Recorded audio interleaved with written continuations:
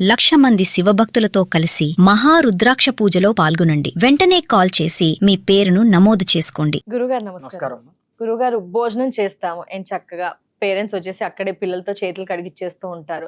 కానీ పెద్దవాళ్ళు ఏం చెప్తుంటారు, అలా చేయకూడదు, అస్సలు మంచిది కాదు, లేచి కడుక్కోండి అని చెప్తారు. కొంతమంది ఫాలో అవుతున్నారు, మరి కొంతమంది అసలు దాన్ని అలా తీసి పడేస్తూ ఉన్నారు. ఈవెన్ రెస్టారెంట్స్కి వెళ్తే అక్కడే మనకి ఫింగర్ బౌల్స్ అని తెచ్చి పెడుతున్నారు.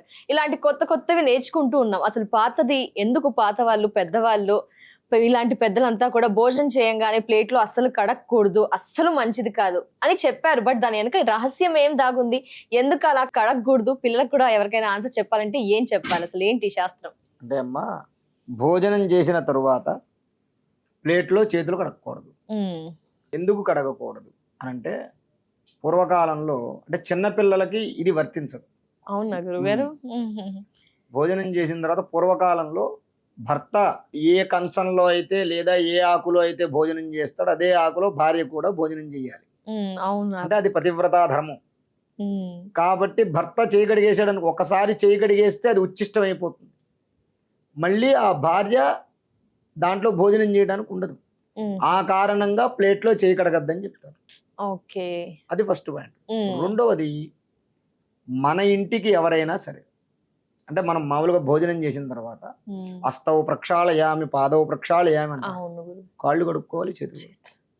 ఎందుకు కాళ్ళు చేతులు కడుక్కోవాలంటే, మనం భోజనం చేసేటప్పుడు మెతుకులు ఏమన్నా కాళ్ళ మీద పడతాయి. మెతుకులు భోజనం చేస్తూ ఉంటాం, కాళ్ళ మీద పడుతూ ఉంటాయి. ఆ కాళ్ళ మీద పడ్డటువంటి ఒక మెతుక్కి వాడికి ఒక యుగం పాటు వాడికి పాపం చుట్టుకుంటుంది. నిజంగానే ఎప్పుడైనా సరే మనం భోజనం చేసేటప్పుడు ఒక మెతుకు కూడా కింద ఆకులో తిన్నా సరే, కంచంలో తిన్నా సరే కింద పడకూడదు, నేల మీద పడకూడదు. తెలిసి చేయకూడదు. తెలియక చేస్తే చిన్నపిల్లలు కాబట్టి పర్వాలేదు. అలా పడడం వల్ల ఏమవుతుంది అంటే, నేల మీద ఎన్ని మెతుకులైతే పడతాయో అన్ని సంవత్సరాల పాటు వచ్చే జన్మలో భోజనం ముట్టదు.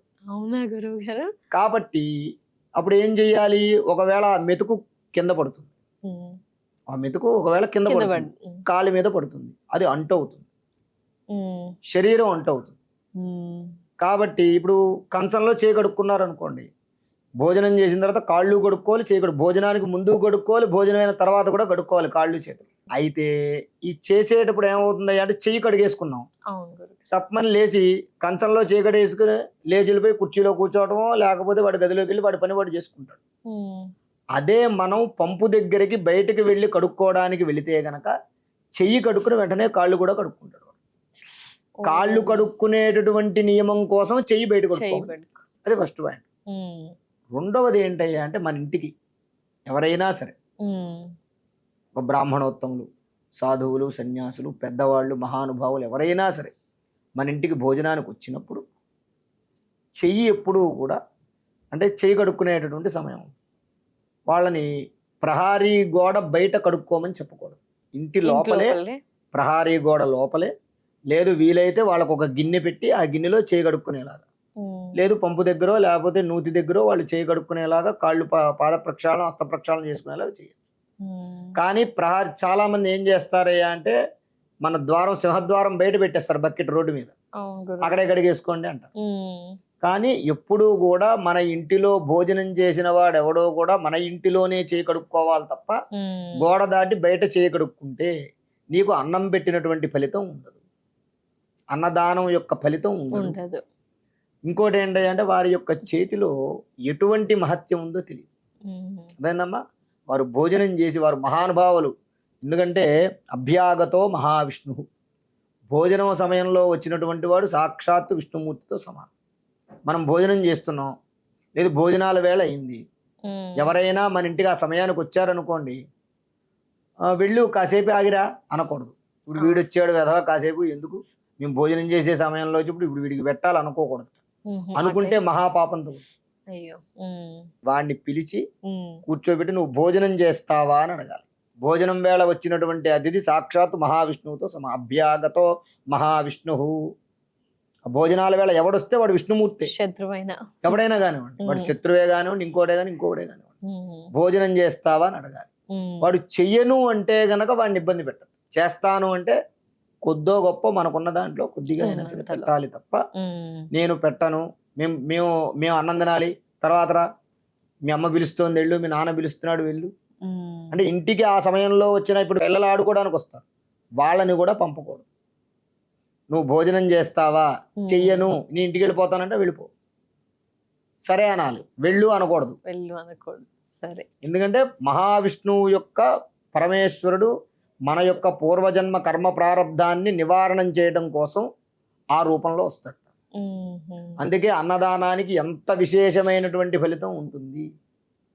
గజతురగ సహస్రం గోకులం భూమిదానం కనకరజిత పాత్రం మేదినీ సాగరాంతం ఉభయ కుల పవిత్రం కోటి కన్యా ప్రధానం నభవతు సమతుల్యం అన్నదాన సమాన.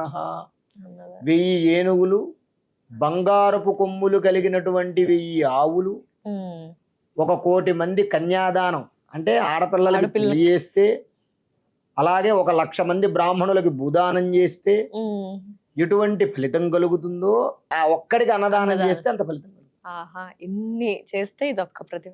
కాబట్టి అటువంటి ఉత్కృష్టమైనటువంటి అన్నదానం చేయడం వల్ల నీ పూర్వజన్మ కర్మ ప్రారంధం నివారణం చేస్తాట పరమేశ్వరుడు. అందుకే వడ్డిచ్చేవాళ్ళు ప్రేమగా వడ్డించాలి. ఇగో తిను అని చెప్పి భర్తకు వడ్డించినా సరే విసుక్కుంటూ కసురుకుంటూ పొరపాటు భర్త రూపంలో కూడా వస్తాడు ఒక్కోసారి పరమేశ్వరుడు. విష్ణుమూర్తి ఒక్కోసారి భర్తలో ఆవహించి కూడా వస్తాడట. అందుకే అన్నం వడ్డిచ్చేటప్పుడు శుచిర్భూతులై, మీరు ఇందాక అన్నట్టుగా నైటీలు వేసుకుని, పాత చీరలు కట్టుకుని, పిచ్చిగొడ్లు కట్టుకుని, చింపిరి జుట్టు వేసుకుని పొరపాటున కూడా స్త్రీ ఆ విధంగా భర్తకి కనబడకూడదు. అలా ఏ స్త్రీ అయితే ఉంటుందో ఆ స్త్రీకి దరిద్రం చుట్టుకుంటుంది. కాబట్టి ఆ సమయంలో వచ్చిన వాళ్ళు ఎవరైతే ఉంటారో వాళ్ళకి చక్కగా భోజనం పెట్టి చేయగడుక్కోవడానికి నీళ్లు ఇవ్వాలి. ఆ నీళ్లు కూడా వాడు మన ప్రహారీ కూడా మన ప్రాంగణంలోనే కడుక్కోవాలి తప్ప బయట కడుక్కోకూడదు. అలా వాడు కడుక్కుంటే అక్షయం అవుతుందట. అన్నదానం యొక్క ఫలితం మనకి సంప్రాప్తిస్తుంది. చాలా ధన్యవాదాలు గురుగారు. నమస్కారం.